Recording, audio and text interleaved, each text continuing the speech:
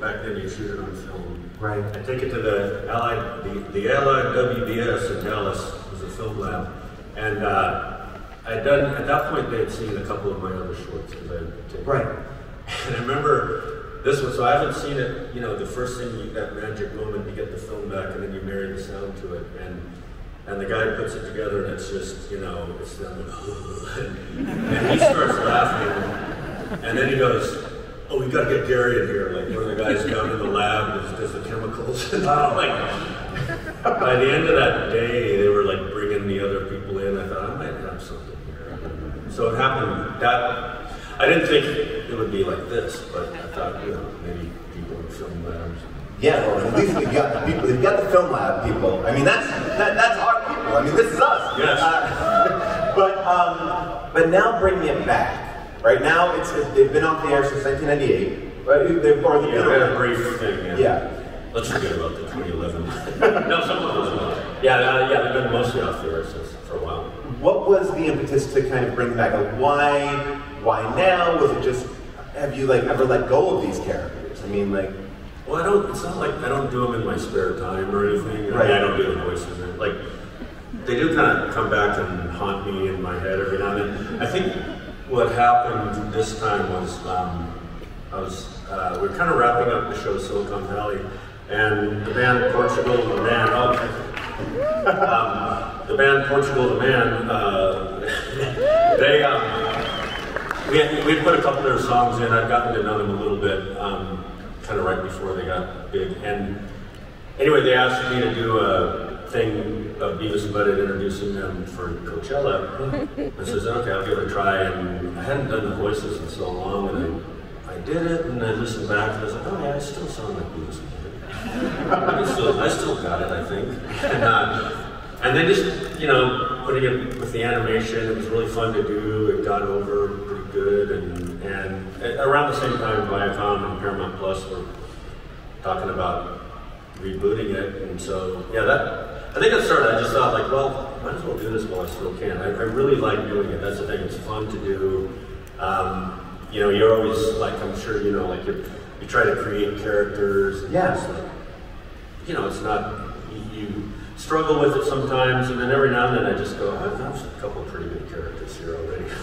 Well, they have such a great tone and quality, and I think what I love about these characters, and in watching the new series, which you're going to get to see a couple clips of in a little bit, this is a Comic-Con exclusive. You know, what I think I'm so impressed with is you never like sell them out. Like, these are dumb characters, right? But it's not like you play dumb to the top of their intelligence. It's like you just know where their intelligence ends, and you can exist in this low ceiling. It's very low, and I think that's what makes it so appealing, because it doesn't feel like you're commenting on, look at these idiots. It's like, no, like, you can spend a whole episode in the bathroom with them, and it's one of the funniest things I've ever seen. Yeah, I mean, they're really pure characters, that's what I like about them, you know, and there's always a temptation, in some ways it's easier to write a smarter character, you know, right. You can figure something out. We had a moment where we had some writers coming in to kind of punch up on the movie, and somebody was pitching something where, I can't remember what exactly it was, but I had to say, yeah, Beavis and Butthead really don't read very well. So that doesn't work. So yeah, you must have to have rules for what they can even understand. Yeah, I mean, and sometimes we stretch the rule a little bit, you know, to fit the joke up to a point, but yeah, I mean, it's just, there was always a temptation to make them smarter, and I just always resisted it. Is that the reason why in the movie, I think one of the great things is, if you've seen the movie, Beavis and Butthead in 1998, they go to space camp, and then they get, through a series of events, transported into this year. So you basically get to fast forward them here, and so now they're even further behind the curve, right? Like, I mean, yeah. Like, so in a weird way, you've been able to make them dumber. Yeah. And definitely more ignorant, Yeah. To see them talk about white privilege and interact with Siri Like, you know, but it is great to see it through, it's a totally different take through these characters. So in the series, are we going to see them in that, is that the same reality we're living in?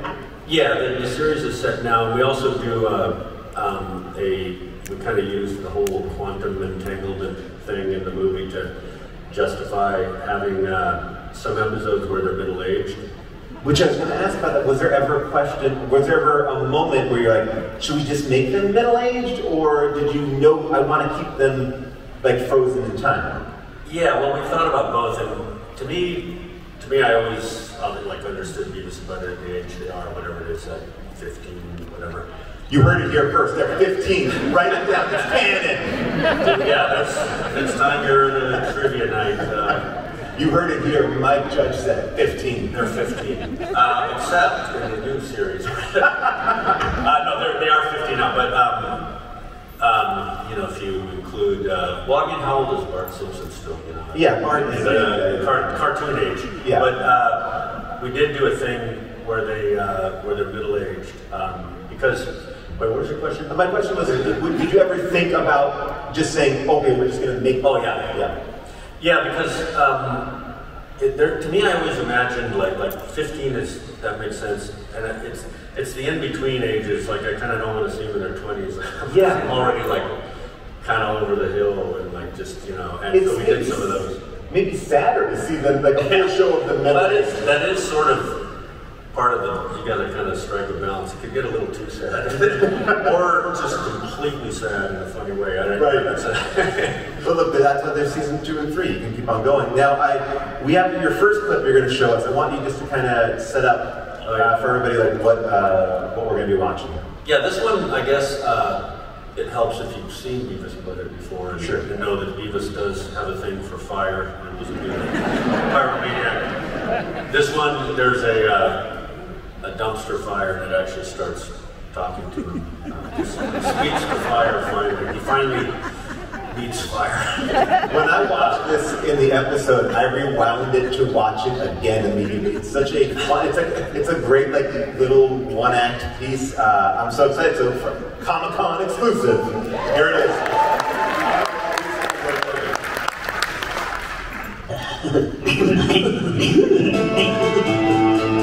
There were more seasons. It just feels like you were able to pick up immediately where you left off. I mean, the pacing and everything.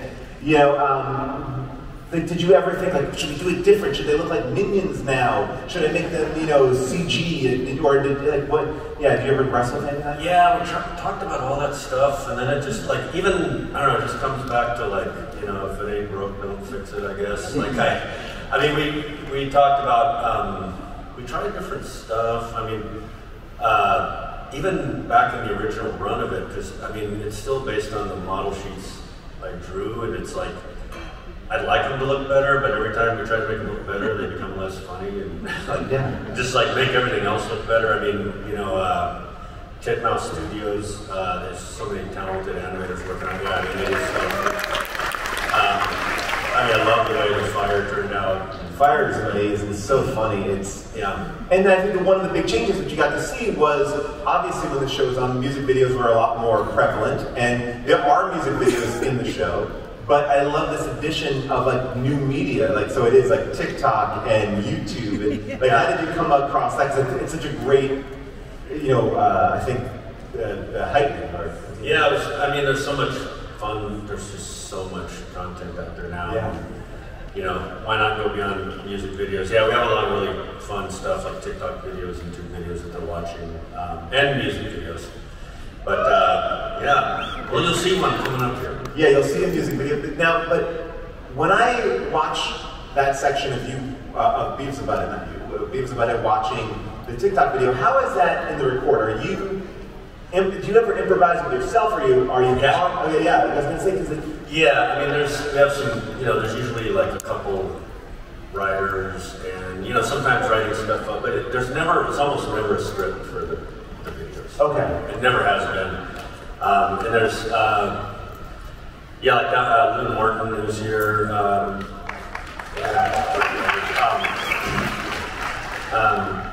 who worked on the fire than you just saw.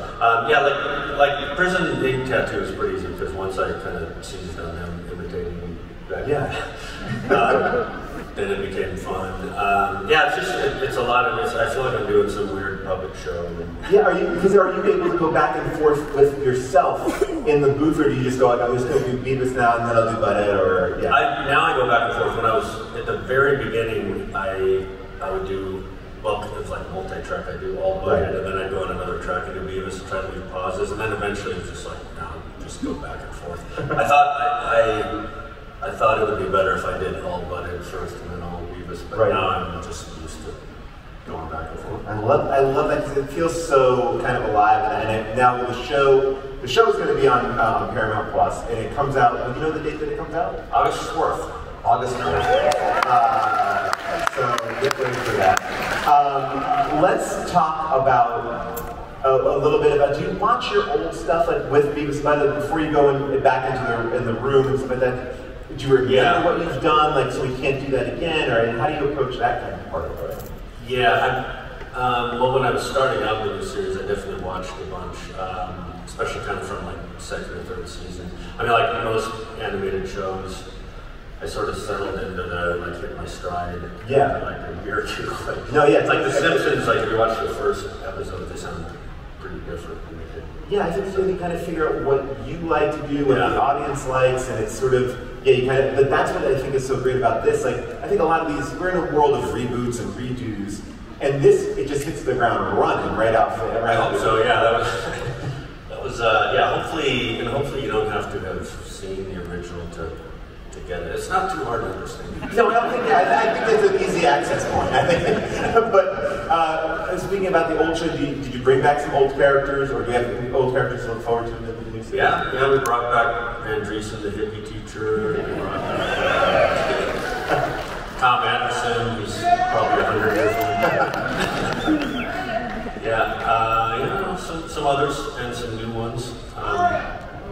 Yeah, Daria is, well, there might be a whole Daria spin-off, Daria universe happening. I was going to say, now with Paramount Plus, that's not an ad, like, now with Paramount Plus, but do you have the opportunity to kind of say, hey, I want to maybe just do an episode of this, or I want to...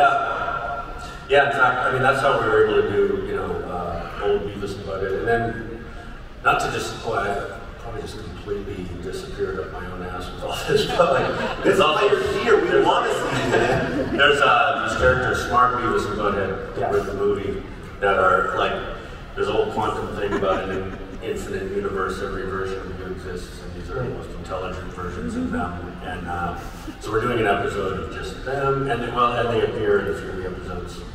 So yeah, it's all, it's kind of anything goes on Paramount Plus. Well, now, this is interesting to me because you're such a prolific creator. But I would say that maybe a lot of people who are huge Beavis and Butthead fans, or maybe fans of Office Space or Idiocracy or King of the Hill, anything, Silicon Valley, they may not know what you look like. So have you ever been around people talking about your stuff and they don't know that you're responsible for it? Have you ever had that situation? Oh yeah. Sometimes it goes well, sometimes not so much. I actually had a dentist who didn't know, but the dental assistant did, and she said, have you ever seen Beavis and Butthead? And he said, oh, I fucking hated that. And I all this cotton in my mouth. He goes, oh God, the laugh. Ooh. And I'm like, I don't think it's just, you don't want to tell him that he's wrong though, because he's not your mouth. I know, exactly. And he's got the hook thing and everything, and I was just like waiting for the conversation to be over, and he just went on for like 4 minutes about how much he hated it and how obnoxious it was. Oh man, I know that you are obviously, as a creator, you're always putting a lot of great work out there. But what are you finding that you're connected to right now? Like whether it be in music. I mean, obviously you have a lot of musical influences, but are there anything? What do you? Yeah, I mean, let's see. Lately, I really like Rick and Morty. I like Big Mouth. Show Barry. I've been watching. yeah, I mean, I work with Alan Bird in Silicon Valley. Yeah, obviously, those are the big ones that come to mind. No, I feel like it's a really interesting time because, you know, in this world where, you know, you get to kind of go backwards, is there anything that you ever wanted to, like, not fix, but like, can you go back? Yeah, I mean, are those things that like nag at you at all? Like sometimes you're like, yeah, like well, I mean, a third of the original Beavis and Butthead episodes, I just go, wow, we did them so fast. It's just not. Why did I do that? I mean, we did like I think 75 of them in 1 year. It's like, it's just nonstop, and you can't keep up quality that way. Yeah. But yeah, I don't know. You know, when you walk away from something, you spend, like if you're editing a movie, you spend so much time, you just get addicted to fixing it and trying to make it better and better, and then when you walk away from it, there's this withdrawal, and then you kind of don't want to watch it for a while. Yeah, exactly. Yeah, because we were talking about this idea that animation, like what, from the script to when you see it, like what is that time? I don't think people always understand how long it is, and for different projects. Yeah, it varies, but it is a long time. I mean, you write it, the next thing you do is record it, you lay it out, and what you usually call a radio play, which is like a sound, pure sound, and then you just keep building it and building it. I mean, the good and bad of it is that you keep having opportunities to rewrite it and add more. Right. And who like makes you stop?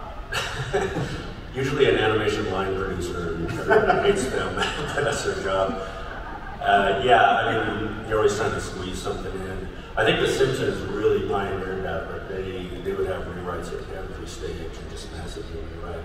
And, you know, and they became a really successful, powerful show, so a lot of other animated shows started saying, well, we get to do that too. Well, I mean, that's that why you have like kind of a limited cast too, because it's like, well, you don't have to go and hey, you have to schedule a record, you have to come back in. It's like, I can just do it right now. They just put me in the room and let me do it. Yeah, and on Beavis and Butthead, I would just, go right into the booth and put it in, like even at the mix sometimes. Yeah. Off-screen line.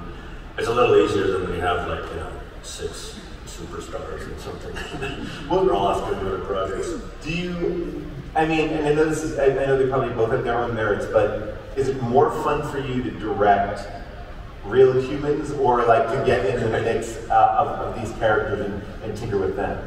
I think like the grass is always greener on the other side. When I'm doing live action, I miss animation, and then right. I think overall on the balance, I probably like animation a little better. But people like generally like studios and people kind of don't care that much about animation. When you do live action, you get more attention and people kiss your ass more and like things are more important. And animation, people want to show up to a set, craft service. It's also more immediate, and that is kind of a nice thing about live action. It's like in animation, there's like, it's like, oh, okay, this scene's going to be really good, and then somebody goes and draws some goofy mouth on someone. And there's like so many ways. There's so many ways you can fix it, but there's so many ways it can go wrong. What's great about live action is you're there, you shoot it, like you have a really great take, and you're like, okay, that is there, unless somebody destroys the film. Or you've got those that you like. It's like that's going to be there. No one can ruin it. Now, as far as like, let me see here. We have our next clip coming up right now. I wanted to talk about this clip. So tell us what we have. I look forward to hearing. Oh, let's see. This is. I think all you need to know is they climb up on a roof to break this. I was walking around this morning and I saw these two guys in a junk truck, and they were looking through their junk, and they pull out this it looked like a bottom half of a chandelier. Like, it's pretty, right? It was like, yeah. And then they just went, and just broke it. I was like, this is real life Beavis and Butthead. You really captured it. Wow. I thought they were doing a performance art installation. So we're going to give you a chance for everybody to ask questions. Or not everybody, but a handful of people. But before we do that, I want to do two things. First, I want to just give it up for all of your Comic-Con staff who are working so hard to make it all. And I'm going to give you a chance to tell me a question that you don't want asked. Like a question you get asked all the time, like, oh, this question, like, how old is Beavis and Butthead? Or whatever, like a question that we can answer real quick. It's just sort of like a question you get asked all the time. We'll just knock it out here, so you don't have to wait for it to be asked. What would Beavis and Butthead say about Comic-Con? Great, okay, yeah. Don't ask that. Don't ask that. I don't have a good answer. All right, great. So don't ask that. But here we go. We have people coming up to the mic right now, and just introduce yourself. And here we go. Introduce yourself in a Beavis voice or Butthead voice, and then ask your question in your normal voice. Oh God, no. Just try. My name is Tyler. That's awful. Fantastic. Mike, I'm such a big fan of you. All your work, all your movies, all your shows, they mean the world to me, and I just want to thank you personally for just making those so I can have those memories. Just, like I said, they mean the world to me. So thank you very much. And my question for you is, now with the formation of your new studio, as well with the new deal you have with Paramount, I know that obviously we're getting more Beavis and Butthead, but will we also have a chance to get more Tales from the Tour Bus and King of the Hill? Oh, that's a great question. Yeah, we'll get this. King of the Hill has a very good chance of coming back.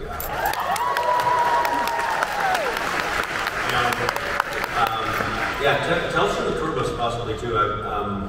We're talking about doing a hip hop season, like an early hip hop season. There's a series of mini documentaries. But yeah, that was one of my favorite things I've done, and I'd love to do more of those. Yeah.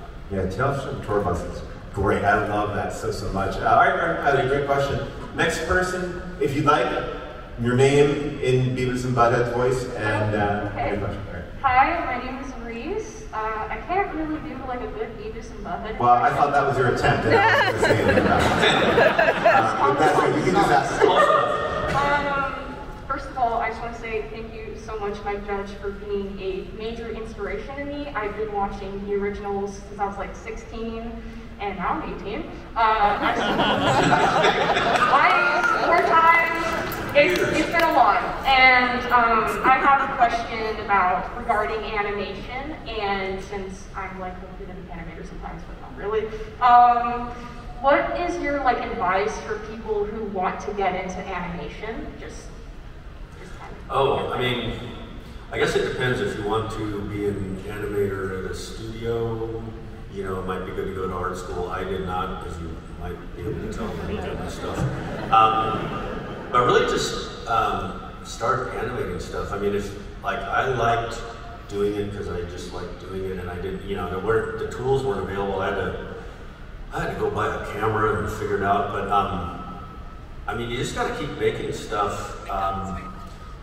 And just putting it out there. I mean, if you want to be, at a studio, I would recommend going to some kind of art school. You don't need to go to 4 years, go 2 years. But I mean, I think a lot of community colleges have good animation classes now. The world needs more animators. I mean, they're always in demand, and yeah, so go for it. I'll ask the question though, from working with an animator, what do you look for? Because you're spending a lot of time with them, right? You're in a writer's room, you're also with animators. What do you look for as far as a collaboration goes? I mean, really a really good storyboard artist. That's sort of how you direct, the staging and all. Which right. I had no idea about storyboarding. The way I learned it was getting Spike Lee's book about making Do the Right Thing had storyboards in it. Oh, that's pretty cool. You can sort of stage a whole thing. Right.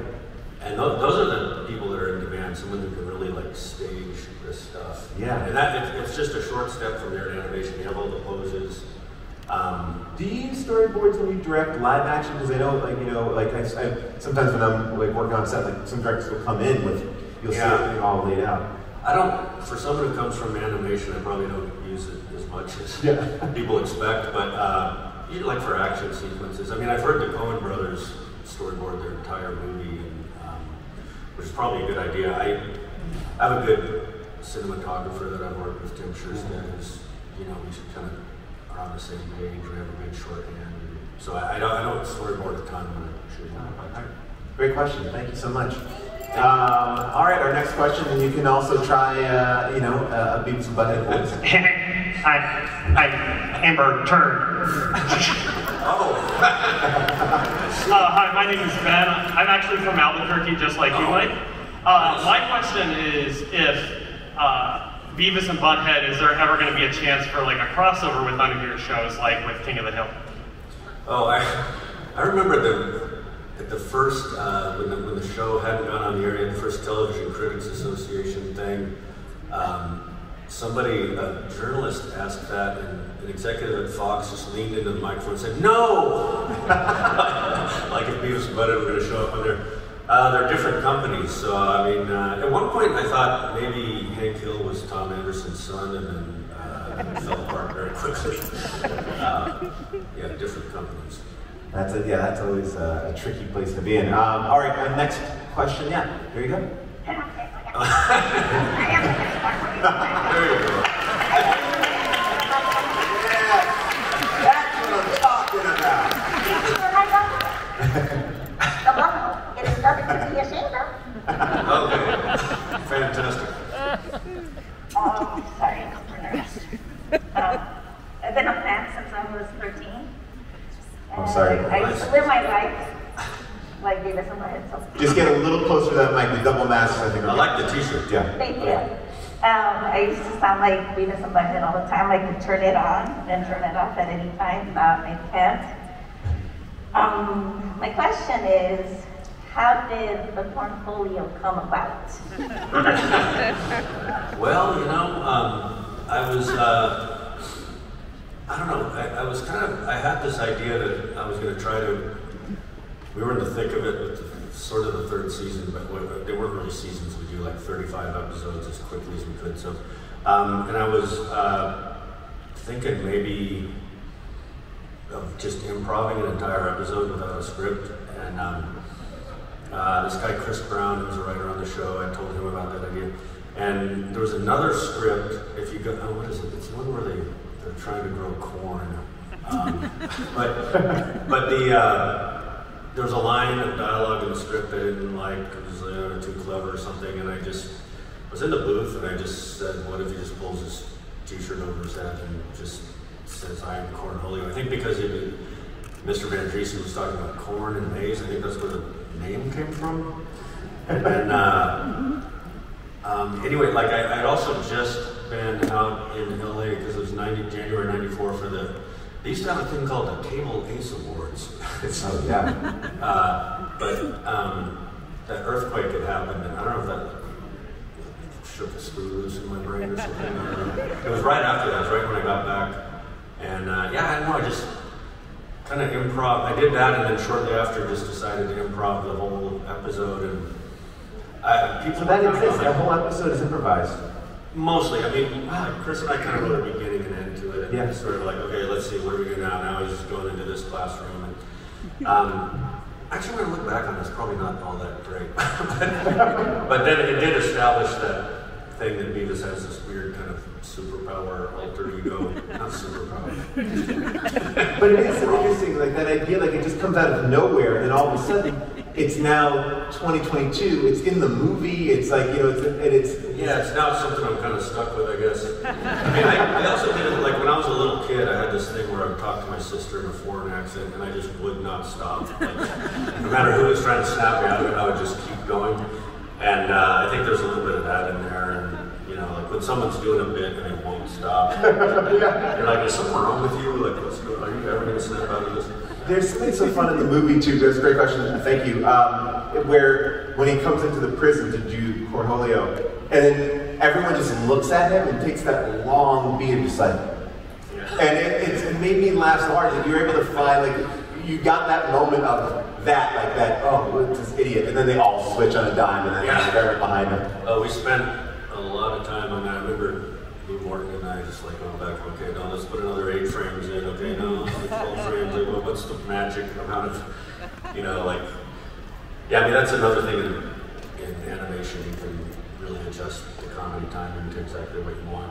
Well, I was talking to you before, and you were saying like, you really slow it down. We're in a world where I think animation is like, and it's like, and that's great, and it's an amazing thing, but it's also like, this show can live in those moments, like the laughs are harder because there are these, you're just existing. I think the uncomfortableness or the funniness. Yeah, I guess I always liked that more realistic pace. I mean, one of the things that was a big influence on me were the Harvey Picard American Splendor comic books. I'd never seen it, like, to use the comic book format to be about an argument with his wife about washing dishes, or him working at the VA hospital, and I was like, this is really interesting. Yeah. And seeing stuff in National Lampoon, thinking, why can't animation be like that? You know, like what, like, and I love The Simpsons. I mean, that opened the doors for everybody, but that was all just super fast paced, and so I thought, well, maybe I can. There was another thing in the Tracy Ullman show at the same time by Mary Kay Brown called. It's impossible to Google because it's called Dr. Nagatu with an exclamation point.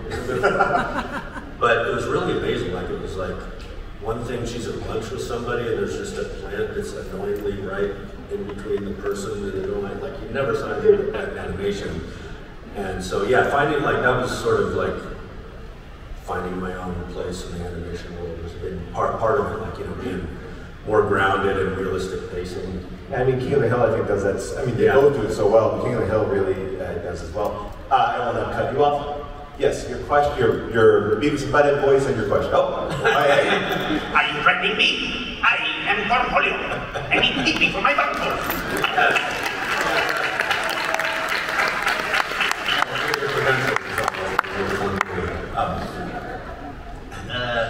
Are you ever gonna make a movie about, about our life story, about where we came from, and are you ever gonna tell us our names? That's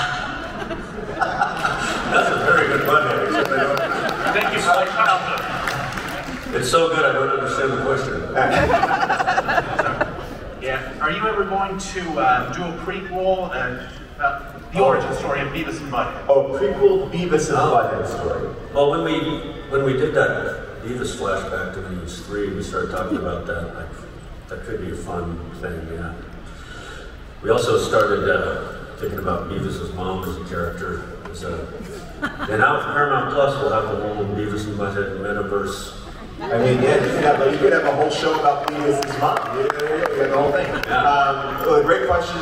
Prequel, maybe. Maybe we'll see some prequels. You're off mic, but this is great. I don't know what you said, but I appreciate it. He wants to know his full name. Buttheads? Oh boy, before it became Both of their names. a show, it was, I did have a last name for Butthead. I'm not going to say it right now, I don't want to get sued by the person who's, it's a distinct name. Don't get Mike sued. You can't get Mike sued. Okay? His last name is Head. All right. He does, but you can't know it. That's great grandson of the costumer Edith Head. Next question. My name is Lara. Great. So I was wondering, like, he kind of touched base on one of my questions. So I want to know, yes, but it's okay. Are we going to see any other family members, not just parents, like maybe a sibling or a cousin? Oh. People are really wanting you to blow out the family. They really want to see more. Yeah. That's a good question. Yeah. At one point, I had a half-sister thing I was thinking about, or but maybe so. Maybe we'll have the opportunity to do that. Like, it's one of those things. Like the original Charlie Brown was so which I love. Like, you never saw their parents to this day. I was going to say ruined it. I didn't see the movie, but like, you also never saw their house from certain angles, and I kind of followed that model. Like, once you start, it's kind of like your imagination of what that is probably better than anything you could think of usually. Like with the fans, you're just going to disappoint too many people. But however, if it's like a cousin or an uncle or something, because you can have like a one-off character that's like a guest star, but I would imagine it does start to mess with the DNA of the show. It's not an ensemble family show. You don't want to know how they exist. You don't want to know how they pay bills. It's like you just want to kind of sit back and I think the more it is grounded in reality. Yeah, and the longer it goes, I think the harder it gets to be. Here's Charlie Brown's parents. It's like, oh, cool. Could ever live up to. She had blonde hair, just like I imagined. Yes, your question. Hi.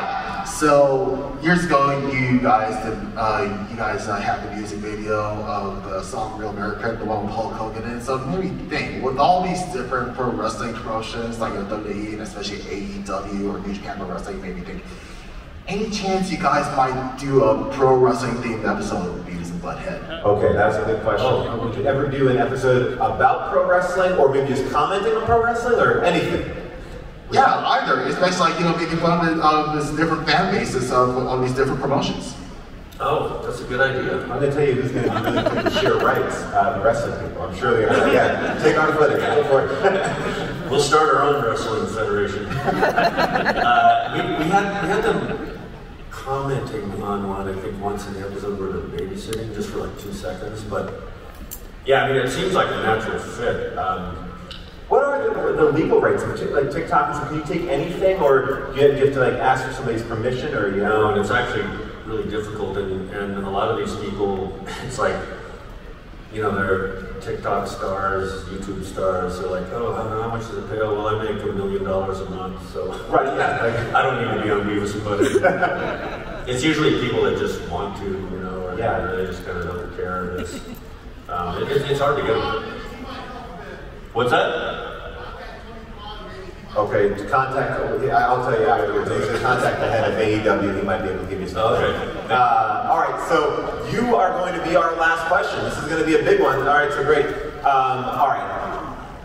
Try to knock out the voice as best as you can, and then knock us down with this question. What do you got? The streets will shall flow with the blood of non-believers. I loved it. I loved it. That was good.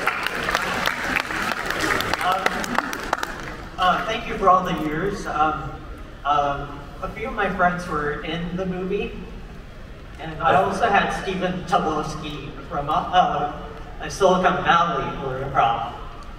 Oh, a few of your what? A few of your friends. Oh, yeah. Yeah. Stephen Tobolowsky, yeah, he's amazing. Everyone's taking down their masks, to be clear, but we got to keep them on masks. That's yeah. Anyways, I love how in your projects, there's been this contrast between straight men and just wacky guys like Beavis and Butthead versus everyone else, and conversely, Hank Hill versus everyone else. So, anyways, what do you thought to go for, with all that in mind, just the moment or the obvious innuendo? When in Beavis and Butthead, you mean? Yeah. We go for it way too much, I guess. Yeah, it's sort of like, I feel like it's sort of like a rhythm thing. Like, sometimes it's funny that it keeps going. We probably go too far every single time. Yeah, with the straight man thing, I mean, to me, there's kind of two ways to go. Or straight woman. There's two ways to go. I look at classic TV. You know, so in Beverly Hillbillies, everybody was a ridiculous character. There's no real straight person. You got Mr. Drysdale, ridiculous banker, ridiculous hillbillies, and then you got whatever Mary Tyler Moore show. You know, where there's Andy Griffith show, where there's sort of a center straight person, and everyone else is the goofy ones. And to me, Beavis and Butthead is like Beverly Hillbillies that way. And King of the Hill is more like those other, you know, Mary Tyler Moore show. Except for Daria in Beavis and Butthead is sort of the normal character, but she wasn't in all of it. But yeah, I mean, Beavis and Butthead, everyone's just ridiculous all the time. Before we go, thank you everybody for your amazing questions. Thank you for being here. Make sure you subscribe to Paramount Plus, and that you are watching the movie, which is currently out, and the TV show, which is starting in August. It's all there for you. Mike, you know, is there one thing that you can tease? Obviously we want to leave here with an exclusive. What can we look forward to this season? Something I know we talked about a few things, but is there one little thing? Maybe we'll put it together later. It's a word, it's a character. Give us a tease. I'll give you a couple little things. In one of the episodes where they're old, they have to do jury duty, and they're on a jury. They're like the worst jurymen. You do not want Beavis and Butthead on your jury. unless you're like an armed robber. But and there's a fun thing for the comment on the court TV. Like you have like those live trials. Yeah, we tried to get some court TV clips, I believe. But anyway, then there's let's see. There's another one where they go to a meditation class, and one of these clearing your mind of all thoughts is something they turn out to actually be really good at. They rise to the great majestic heights. They meet the Buddha. So yeah, those are a couple episodes. I love this. Well, ladies and gentlemen, Mike